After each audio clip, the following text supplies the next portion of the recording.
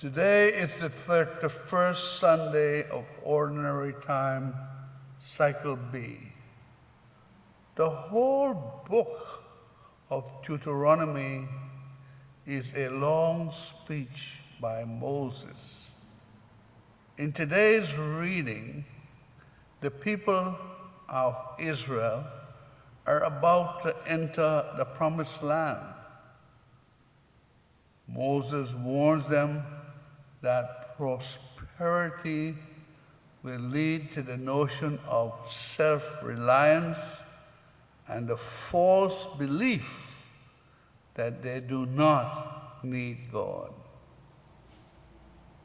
If they wish to enjoy prosperity in the land for a long time, they must be obedient to God. He also recites the prayer that they should pray often so as not to forget their dependence on God. The prayer is called the Shema Israel. Hear, O Israel, the Lord is God. He is the only Lord. You will love the Lord your God with all your heart, with all your soul, all your efforts. For devout Jews, this scripture passage represents the heart of their faith and is the most popular inserted in phylacteries, small black box worn on the forehead or the wrist, mezuzahs, a small opening mounted in door frames. The physical closeness to this scripture passage is supposed to be a constant reminder that will promise obedience to God's commands. When asked what is the greatest command, Jesus replied, the Shema Israel. And then he added Leviticus 19, verse 18, to love your neighbor as yourself. Now, the Jewish understanding of neighbor was, as in the phrase, to love your neighbor as yourself, was as a member of a tribe of Israel, or a blood relative. In the parable of the Good Samaritan, Jesus expands the term to include any gentle and kind non-Jew. What does to love with all your heart mean? Such love cannot be measured. It has no limits, whereas laws set limits. To love with all your heart and all your soul, with all your mind and with all your strength means we are to love God with our total being.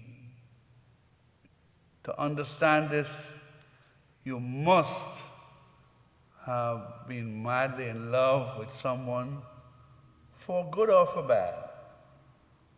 If you love someone with all your being, no sacrifice would be too great to please the one you love. You would willingly give up your life for the one you love. It would also pain you to see the one you love unhappy. If we truly love God and our families, we would avoid sins that hurt them. True love is unconditional love, which does not expect anything in return. St. John asks us, how can we claim to love a God we cannot see and despise a neighbor who we can see? Again, our relationship with God is vertical, while our relationship with our neighbors is horizontal. If we combine the two, you will have a cross, not as a punishment, but as the burden of a struggling brother or sister who we ought to be glad to help.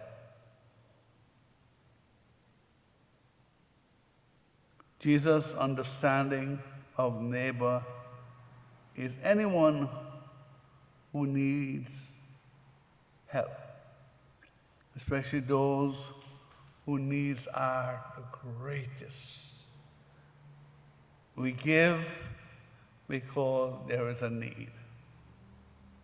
Half of the world goes to sleep hungry. Within that group, 1/3 of the world is severely undernourished or starving, and even lack the other basic necessities such as clothing and shelter. My brothers and sisters, most of us have witnessed or even experienced the sufferings of poverty and have made a promise to God that if we were ever had the opportunity in the future to help, we would do something to help. Compared to most of the world, we are enjoying prosperity and have forgotten our promises. Promises to help the poor and the needy. What sacrifices are we now prepared to make to demonstrate our love of God and our neighbor?